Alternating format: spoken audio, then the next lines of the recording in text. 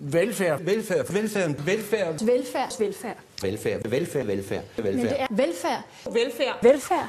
Velfærd. Velfærd. Velfærd. Lov og svar. Velfærd. Velfærden. Velfærd. Velfærd. Velfærd. Og velfærd. Velfærd. Velfærd. Velfærd og velfærd. Velfærd. Vores velfærd. Velfærd.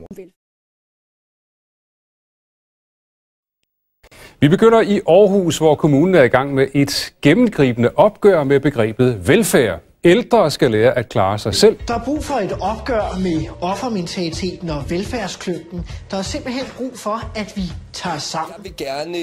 Jeg vil gerne have en diskussion om velfærdssamfundet. Har vi overhovedet råd til at have det her velfærdssamfund? Fordi politikerne tør jo ikke at diskutere det. Fordi de er bange for at miste stemmer.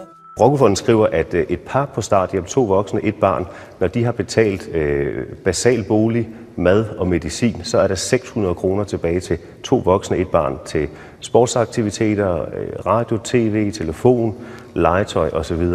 Er det materiel fattigdom? Nej, det synes jeg ikke, det er. Altså, som udgangspunkt så har man fået dækket de behov, man har som menneske. Man har fået tag over hovedet, og man har fået mad på bordet. Kontanthjælp i 11 år. Hvorfor? Det er mig, der bestemmer, hvor langt ned vil jeg bøje nakken for at beholde det her job. Men man kan også sige, at i et samfund, som er så velfungerende, trods alt som vores, der burde det være muligt at stille et rimeligt job til rådighed for alle. Robert har ikke nogen reelle problemer. Robert, han gider bare ikke arbejde. Og de penge, Joachim siger, jeg tager fra almindelige hårdarbejdende mennesker, de kommer jo altså samfundet til gode igen.